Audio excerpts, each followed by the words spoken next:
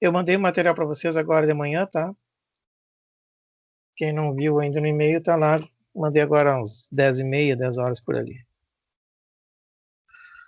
Então, gente, hoje a gente vai falar sobre, continuando o sistema renal, a gente vai falar sobre a concentração e diluição da nossa urina, como é que hora a gente consegue concentrar urina, né? Então vocês vão no banheiro e vê que a urina está mais amarelada, em menor volume, mais fétida, né? Mais fedida, ou às vezes está bem diluída, não tem cor nenhuma, é transparente, em grande volume.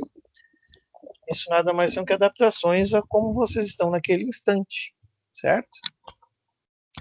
Então vamos lá. Tá? Primeiro uma revisãozinha, citando alguma coisinha aqui, daquele nosso rim, né? Então nós temos a córtex e a medula, duas regiões. Aqui está a córtex mais rosinha clara, a medula um pouco mais escuro. Aqui está o nosso néfronzinho. Para lembrar, todos os néfrons, independente do tipo, tem o glomérulo na córtex. O que vai diferenciar é se o segmento intermediário, ou também chamado alça dele, é mais profunda dentro dessa medular, dessa região medular aqui, ou não. Se ela quase não passa, às vezes nem passa, só chega no iníciozinho aqui, é um néfron cortical. Se estiver mais profundo, é o néfron justamedular, que é o que a gente vai hoje falar bastante dele. O que eu quero que vocês percebam aqui é esses numerozinhos aqui que está mostrando para nós a concentração de íons dentro né, do nosso rim.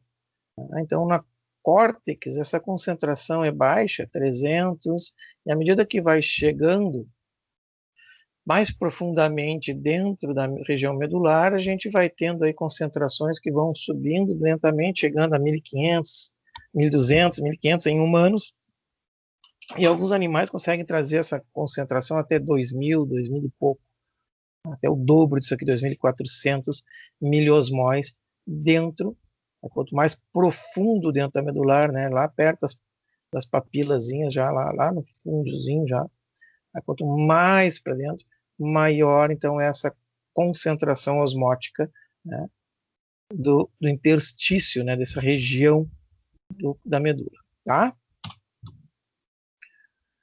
Então aqui está o mesmo, fez um cortezinho do rim aqui, ó, e trouxe, ampliou para essa imagem. A gente está vendo aqui um túbulo, né? Então aqui deve estar o glomérulo na frente, não está ilustrado, mas tem o glomérulo, túbulo proximal, segmento intermediário, né, ou alça dele descendente, a alça dele ascendente e o túbulo distal. Aí depois o ducto coletor e vai sair lá na medula.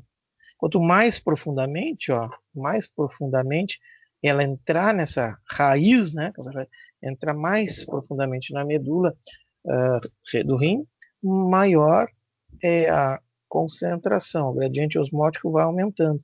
Cada vez tem mais íons aqui, certo? E esse gradiente de concentração é que vai regular nossa reabsorção de água. Puxar a água de dentro do tubo, ou seja, aquela água que foi filtrada e ia passear por aqui e ia embora, dependendo do gradiente, essa água vai ser mais ou menos reabsorvida.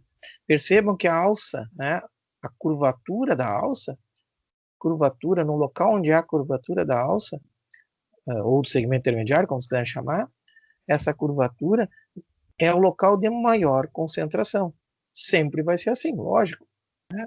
Se ele for mais profundo, vai ser mais ainda. Se essa curvatura fosse aqui, ótimo. No local do néfron, onde tem a curvatura da alça dele, é a maior concentração. Sempre aqui vai ser mais concentrado. Tá? Ali, então, eu estava mostrando ó, a região da cortical, né? Córtex renal, e a região medular renal.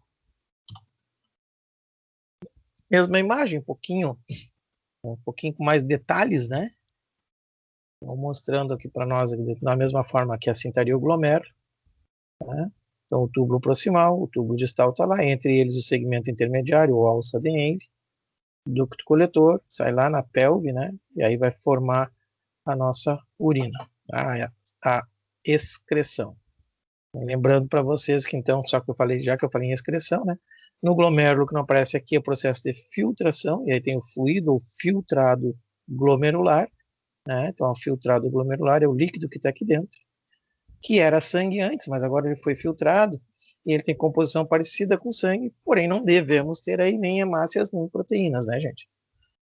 Então aqui o resto é muito semelhante ao nosso sangue. Então esse líquido vai chegar no primeiro porção, que é o túbulo proximal, que a gente já falou o que acontece lá no túbulo proximal, tá? E uma pincelada nos outros túbulos, daqueles outros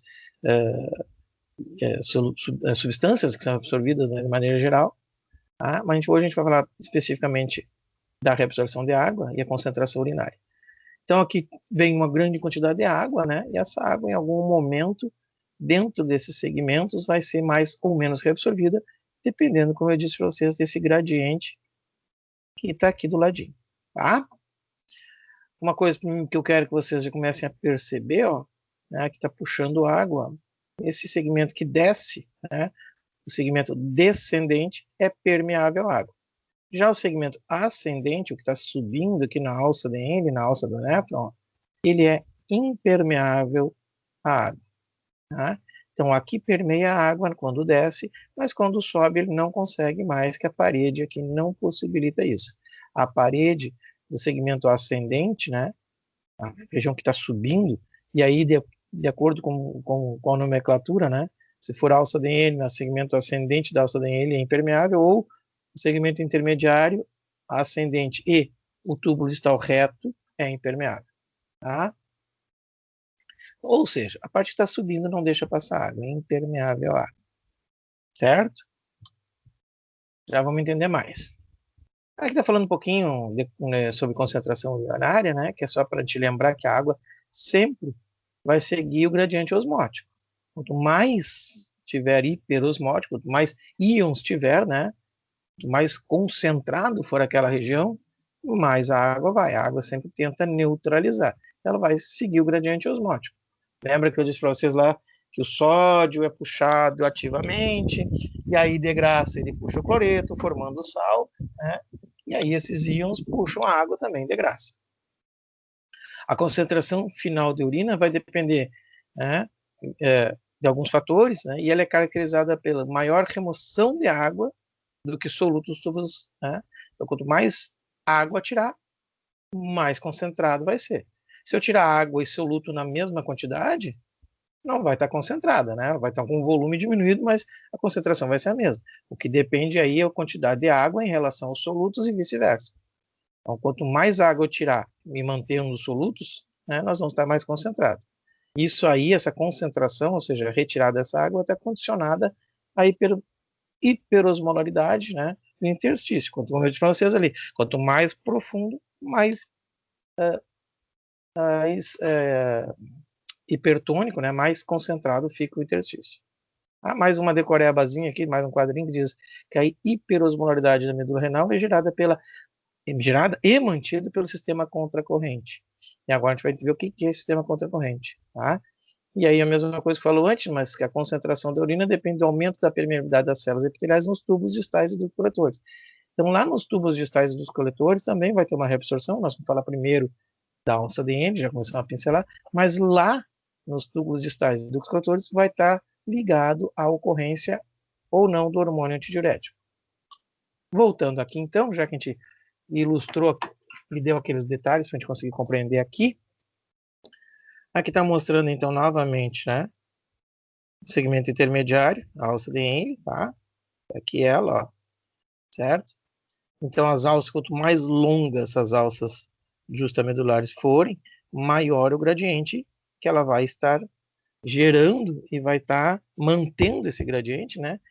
E que, como eu disse para vocês, quanto mais profunda, essa curvatura vai estar sempre no local de maior concentração. Aí diz assim, o fluido intratubular, quer dizer, o fluido que está aqui é aquele filtrado glomerular, né?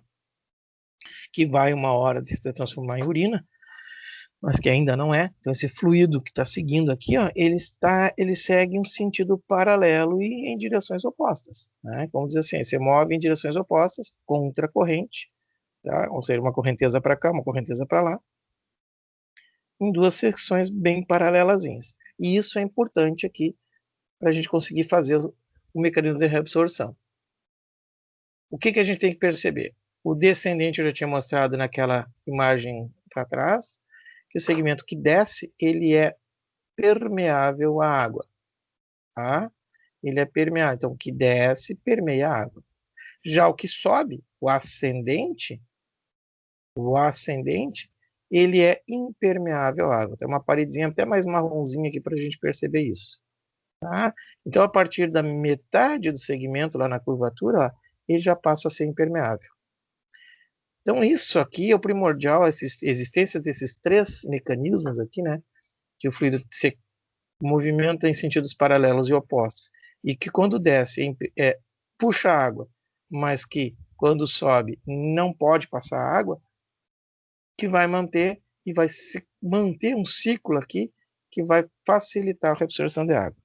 Como é que isso ocorre? Né? Como é que ocorre? As alças longas do néfron geram esse gradiente. Então, quer dizer, como eu disse, mais longa vai gerar e manter esse gradiente. Tá? E essa gradiente, esse mecanismo, ó, essas propriedades que daqui, que eu disse para vocês, A1, A2 e A3, seguirem em sentidos opostos, ser permeável de um lado e impermeável do outro, essas propriedades que estabelecem o ciclo de retroalimentação positiva, ou seja, é uma bola de neve que vai sempre se aumentando, se multiplicando e se mantendo. Que utiliza o fluxo do fluido para multiplicar a força de reabsorção ativa de sais. Tá, eu li aquilo ali, agora eu vou explicar. Se nós começarmos por aqui, ó, início, tá? Vamos começar pelo lado oposto, para entender como é que ocorre. Então, no segmento ascendente, que é impermeável à água, aqui existe reabsorção de íons, principalmente reabsorção de sódio e cloreto. Reabsorção de íons aqui. Aqui, se está puxando sódio e cloreto, forma sal, tá? E a água deveria vir de atrás. A água não vem de atrás porque é impermeável à água. Então, no segmento ascendente, que é impermeável da água, cada vez mais puxa íons. E quanto mais puxa íons, mais concentrado vai ficando esse local. Mais concentrado de íons. Certo? Então, quer dizer, o segmento ascendente é impermeável à água, reabsorve íons. Essa reabsorção, provoca que a osmolaridade dessa região, a osmolaridade do fluido intersticial, ou seja, aquela região que está interstício entre os vasos que estão aqui, sanguíneos, e os túbulos, aquela região fique hiperosmótica, aumenta a osmolaridade dessa região. Então, o túbulo que sobe, o túbulo ascendente, provoca uma concentração de íons no interstício da medula. Por isso que naquele slidezinho que eu estava lá, 300, 400, 500, 600, 1000, 2000 lá embaixo. Né? Então, quanto mais profundo, mais íons vão se acumulando. De novo, inicia o túbulo ascendente, reabsorve sais. Essa reabsorção cria um gradiente hiperosmótico aqui, na região do interstício. Esse gradiente hiperosmótico vai puxar água. Puxa água. Só que a parte ascendente é impermeável à água. Vai puxar água de onde? Puxa água da parte descendente. Porque a gente tem que pensar que esse sódio, a setinha está para cá, a setinha está para cá, mas a setinha também podia estar para cá. Então tem sódio sendo circulando para tudo que é lado, sendo absorvido nesse tubo. Aqui do lado tem um outro néfron, aqui tem outro néfron, aqui tem outro néfron aqui do lado. Outra alça de Henle aqui, outra alça de Henle, que tem, só mostrando apenas uma alça, mas são milhões de alças de Henle. Né? No humano é 1 milhão, no bovino são 10 milhões de alça de Henle dentro de cada rim. Né? Cada néfron tem sua alça de Henle. Então, quanto mais alças de Henle tiver, né, e elas estão tudo no ladinho, mais esse interstício vai ficar concentrado.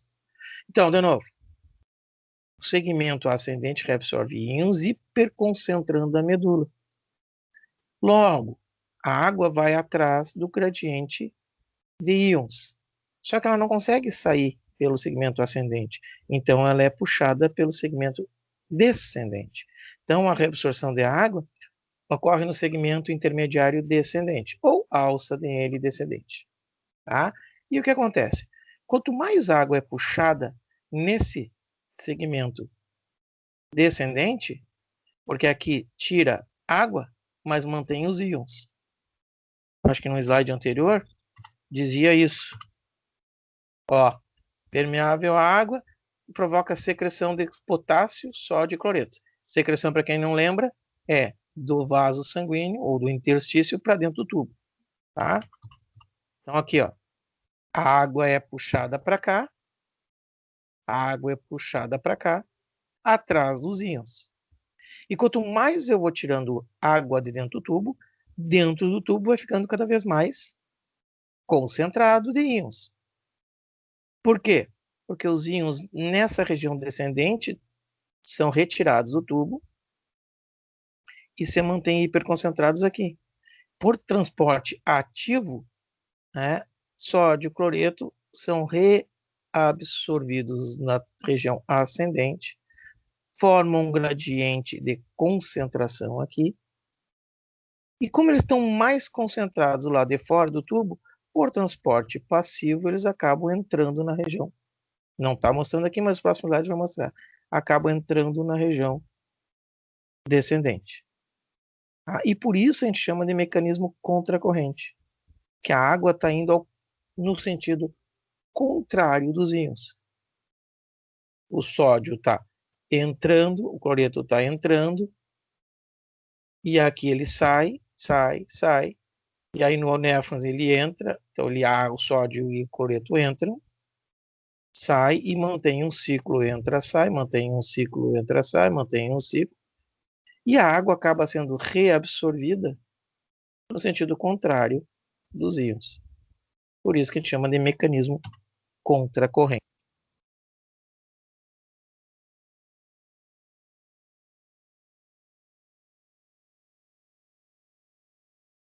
Isso mesmo. Não necessariamente só do néfron vizinho, até do próprio sódio dele mesmo. Aqui nessa imagem, ó, a gente já consegue ver que a setinha estava para lá, eu botei as setinhas para cá, ó, a gente já consegue ver que o sódio está... A setinha da água podia estar para cá também, né? Mas ia poluir muito. O sódio fica no interstício, fica em toda a região. Tá? Para quem não viu, a pergunta era o sódio que sai, né, os íons que saem na região ascendente atraem a água. Aliás, a pergunta era se os íons que saem na região ascendente por transporte ativo é o mesmo que entra na região descendente, de um outro néfron ou do dele mesmo, tá? É o mesmo. Ele mantém um fluxo. Sai por transporte ativo e entra por passivo. Sai ativo, entra por passivo. Vamos ler o que está escrito aqui, ó. Primeiro, vermelhinho está transporte ativo, sódio e cloro. Azulzinho, transporte passivo, água. Tá? Aqui tem uma setinha de sódio e cloro. Opa! Essa setinha aqui tá errada, viu, gente? Agora que eu vi, ó. Tá? Aqui eu errei a cor. Eu errei a cor dessa setinha. Isso aqui é um porrezinho. Depois eu arrumo. Ele tá tão pequenininho. Depois eu arrumo. Tá? Mas a seta aqui tá de cor errada, ó. Aqui é vermelho, tá, gente? Bueno, vamos lá. Ó, terceiro desenho, impermeável. Então a gente vê que a região que tem uma paredezinha mais escura é impermeável à água. Então diz assim, ó, o filtrado tubular, né, filtrado glomerular ou tubular, que agora está no túbulo, é chamado tubular, filtrado glomerular entra na alça do néfron, é isoosmótico, tanto ao plasma sanguíneo quanto ao fluido. Então, é osmótico, ou seja, o que está no plasma e o que está no túbulo tem a mesma osmolaridade, porque recém foi filtrado, né? O sangue mantém e vai embora. Córtex, ó, isso aqui é a região da córtex, e aqui é a região da medula, daqui para baixo a medula. Notem que vai aumentando a concentração. Tá, então ele é isosmótico. Quando ele entra aqui, Quanto mais vai entrando, mais concentrado, tá? Essa concentração faz com que a água seja puxada. Diz assim, ó, a água é reabsorvida no ramo descendente a favor do gradiente osmótico, concentrando o fluido tubular. Tá? Como o gradiente osmótico? A favor, ela está indo atrás. Ela ainda é atrás, porque existe sódio e cloro na região. A região está hiperconcentrada de íons. Né? Então a água vai atrás do íon. Tá? Vai atrás. Só que ó, transporte ativo, passivo azul. A água vai saindo. Quanto mais a água vai saindo, o tubo também vai ficando cada vez mais concentrado. Quanto mais a água vai saindo, vai mantendo íons. A água é reabsorvida no ramo descendente a favor do gradiente osmótico, concentrando, como eu li aqui antes, ó, o filtrado tubular. Então, cada vez vai ficando mais concentrado o filtrado tubular. E também lembrando que, então, acho que essa setinha era para estar aqui, ó, tá? Essa azulzinha era para estar aqui, que depois o sódio e o cloreto, por transporte passivo, entram aqui dentro. Tem que tentar arrumar essa setinha depois. Essa setinha, ops, essa setinha aqui não era para ser azul, não. Essa setinha era para estar embaixo desse sódio, para mostrar que ele acaba entrando passivamente. De maneira que, lá no embaixo, ó, o filtrado atinge sua maior concentração na dobradura da alça. Então, aqui embaixo, como tirou toda a água aqui de dentro, né? Já tirou toda, vai tirar uma grande quantidade de água na região descendente, ficou só íons aqui dentro. Fica um monte de íon. E aqui embaixo, né, é o maior local de concentração desse tubo. O líquido tubular vai estar mais concentrado aqui embaixo. Ó, o filtrado atinge sua maior concentração na dobradura, tá? E aí ele sobe. E aí quando ele sobe, ó, o sódio e o cloreto são ativamente reabsorvidos do filtrado, elevando a osmolaridade do interstício. Então aqui o sódio, então ele está mais concentrado. E ele sai. A água não sai, porque é impermeável, ó, impermeável, essa paredezinha. Saiam. De maneira que sai tanto íon, que quando chega lá em cima, o filtrado está mais diluído quando deixa a alça do néfron. Né? Porque daí o interstício está hiperconcentrado e saiu tanto íon de dentro que aqui praticamente só tem água de novo. Essa água é o restante que não saiu passivo daqui. Vai puxando passivo, mas mantém alguma coisa, não é só íons aqui dentro. Tem um pouco de água sim. Reabsorve uma quantidade, mas mantém também. Então, reabsorve passivo. Lembra que a reabsorção, ou melhor, o transporte passivo, ele se dá por equalização. Né? Vamos botar um valor aqui. Se tivesse 1 litro de líquido aqui dentro, de água dentro do tubo, 1 litro de líquido aqui dentro, e fosse reabsorver passivamente, ia ficar 500 ml para cada lado. Não tem como ficar 600 aqui e 400 lá, porque por transporte passivo, já que essa parede é permeável, a água ia voltar. Então equaliza, né? Vai ficar a mesma quantidade. Então o túbulo descendente, ele é permeável à água. E a água, nesse caso, está indo a favor do... de novo apertei. Da concentração de íons, certo? Então, de novo. O líquido entra, a água é puxada para o lado de fora, ou seja, em direção ao interstício, ou seja, ela é reabsorvida, a favor do gradiente de osmolaridade que está aqui, gerada pelos íons, certo? Quanto mais água sai, mais concentrado fica o fluido tubular, de maneira que existe uma grande concentração lá embaixo, lá na curvatura, e aí, como tem muito íon, por transporte ativo, ele vai sendo retirado de dentro, ou reabsorvido de novo, mantendo-se na medula, porque ele sai de um lado e entra do outro, ele sai de um lado e entra do outro, ele sai de um lado e entra do outro. Transporte passivo aqui dos íons, por quê? Quanto mais concentrado tiver, vai também tender a ir para onde tem mais, para onde tem menos. Certo? Vamos continuar que vou entender um pouquinho mais, quem não entendeu ainda. Ó, então a gente falou aqui de túbulos, interstício. Aqui nós vamos falar dos vasos retos. Esses vasos retos, ó, são altamente permeáveis à água e solutos. Devido às trocas contra a corrente de cada seção dos vasos retos e o fluido intersticial, o sangue no interior dos vasos permanece isosmótico. Tá? Então, o líquido dentro do vaso sanguíneo fica isosmótico, ou seja, não mantém sua osmolaridade. Os vasos retos não desfazem o gradiente osmótico ao removerem a água e os solutos reabsorvidos. Não desfaz porque esses íons estão constantemente entrando de um lado e saindo de outro. Entrando de um lado e saindo de outro. Tá? Então, eles capturam a água que saiu e ficou no interstício, e aí os vasos retos são permeáveis à água, altamente permeáveis à água, e eles acabam capturando. Tá? Então, de um lado, a gente vai ver que vai ter entrada de sódio e saída da água, e do outro, a entrada de água e saída de sódio. Lembrando, isso aqui é permeável, isso aqui é vasos. Tá? Mecanismo contracorrente, o fluxo de sangue através das seções paralelas adjacentes aos vasos. Então, ocorre a reabsorção. Então, entra água e sai água dos vasos, e mantém, então, a água lá na região da saída. Tudo por transporte passivo. Tá? Quem não entendeu, mais um slide já vai entender.